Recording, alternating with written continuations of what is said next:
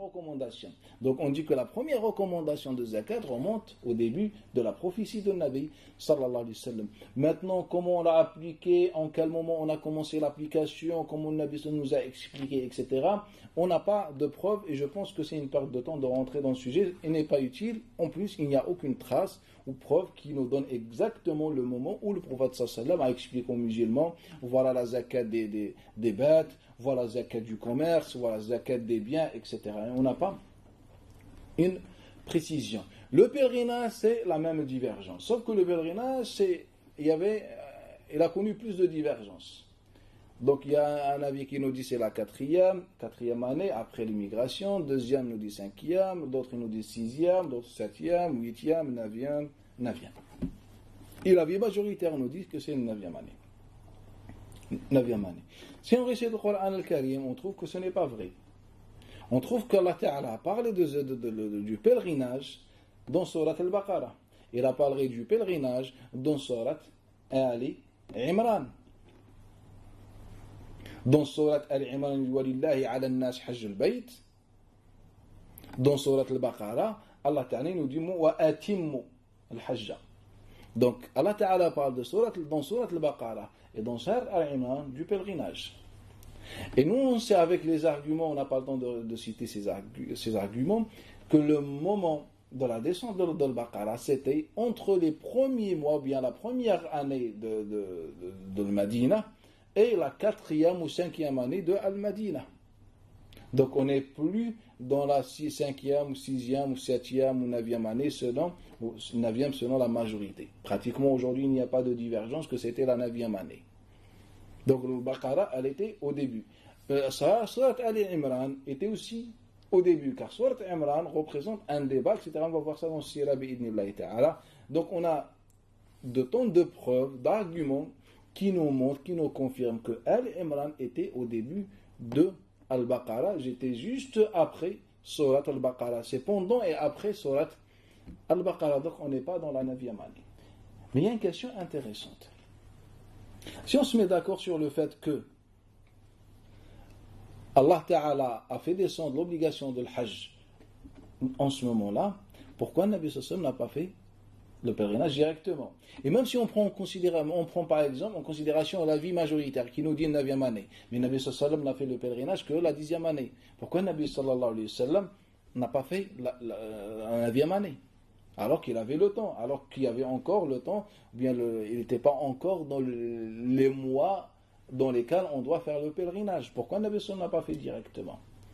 Et si on prend selon Coran Al-Baqarah et Ali Imran que c'était bien avant, pourquoi Nabi sallallahu alayhi wa sallam n'a pas fait son pèlerinage? Le pourquoi, le comment, etc.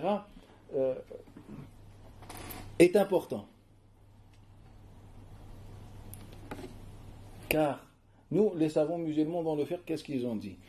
Est-ce que al-hajj ala al-tarahi ou ala al-fawr? C'est-à-dire, une fois tu as les moyens, est-ce que tu as le droit de retarder le pèlerinage ou tu n'as pas le droit?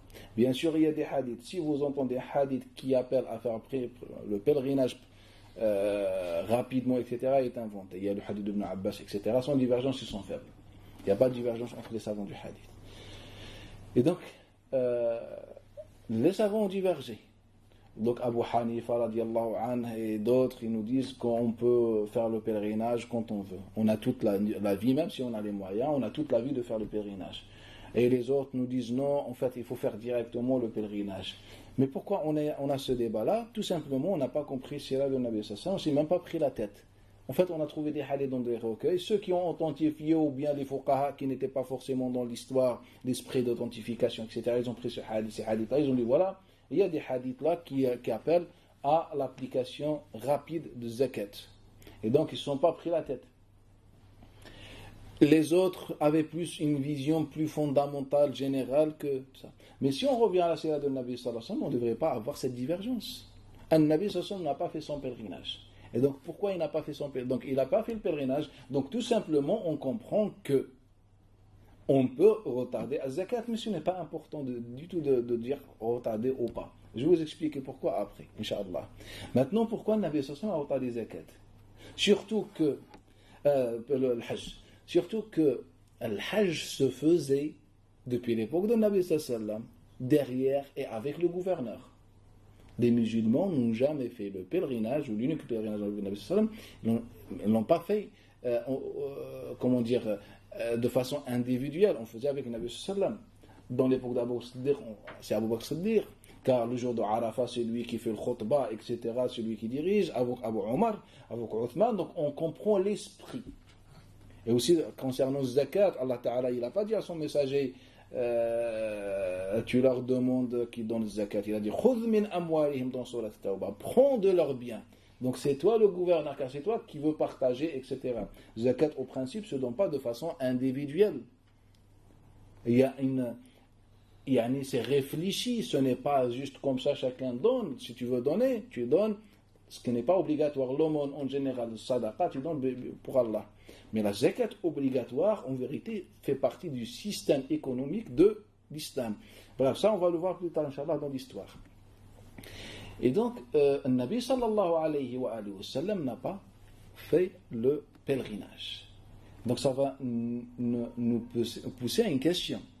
Si le pèlerinage est obligatoire, pourquoi le Nabi sallallahu alayhi wa sallam ne l'a pas appliqué? Et le fait que le Nabi sallallahu alayhi wa sallam n'a pas appliqué le pèlerinage, n'a pas fait le pèlerinage, est-ce que ça veut dire que le Nabi sallallahu alayhi wa sallam n'a pas appliqué la loi d'Allah Ta'ala? Et si on dit que le zakat est obligatoire et que le Nabi sallallahu alayhi wa sallam ne l'a pas appliqué, est-ce que lorsqu'on parle d'une loi d'Allah Ta'ala, veut dire qu'il faut l'appliquer sur le moment, ou bien il faut préparer le terrain? Donc la réponse toute simple, c'est que quand on revient à l'époque de Nabi sallallahu alayhi wa sallam, le Nabi sallallahu alayhi wa sallam n'avait ni le temps, ni le contexte, ni des éléments, des avantages pour faire ce pèlerinage, pour que ce pèlerinage soit réussi. Contrairement à la prière qui se fait de façon individuelle. On a juste, ou bien en groupe, mais on a juste besoin de quelqu'un qui préside la prière, contrairement au pèlerinage qui est vraiment un déplacement, le gouverneur, etc. Donc si on reprend la sira de Nabi sallallahu alayhi wa sallam, sans citer les étapes par lesquelles Nabi sallallahu est passé, donc Nabi n'avait ni le temps, ni le contexte, etc. Nabi sallallahu n'avait pas encore un état. Contrairement à ce que pensent beaucoup, que une fois Nabi sallallahu est arrivé à Médine, il avait le pouvoir, etc., c'est faux. C'est ceux qui disent ça, et c'est l'avis majoritaire, ce sont des gens qui n'ont jamais compris, ils n'ont jamais étudié la sira. Si ce n'est la sira de Ibn Ishaq, le dépannage, ou de Tabari, ou je ne sais pas. Une culture générale, qui sont fausses à 99%. Donc si on revient à la réalité des choses, Nabi sallallahu alayhi wa sallam était opprimé. C'était, si on parle des statistiques, que ce soit statistiques économiques, statistiques de la population de Médine, etc., statistiques de façon scientifique, les musulmans n'étaient pas puissants avant l'histoire de Khaybar.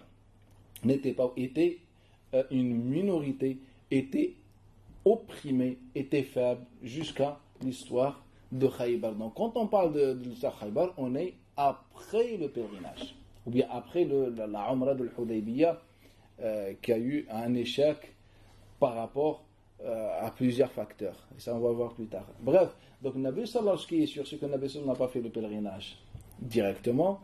Donc s'il ne l'a pas fait, alors surtout qu'il est obligatoire et c'est l'un des piliers de l'islam, donc tout simplement, il y a une sagesse.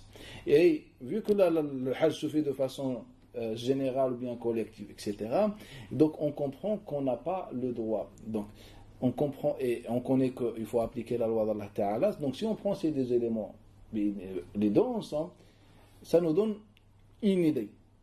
Et ça, cette idée, on va la voir vraiment réellement dans l'histoire, dans le programme de Sira et l'histoire. Là, on va voir vraiment beaucoup plus de preuves, d'exemples, où le Nabi sallallahu alayhi wa sallam n'a pas appliqué beaucoup de choses recommandées pour des raisons. Quand on dit n'a pas appliqué, ce n'est pas dans le sens négatif. Au contraire, la non-application est une sagesse. L'application n'est pas une sagesse. Pourquoi? Car le Nabi sallallahu l'a fait de cette façon. Sous le contrôle d'Allah.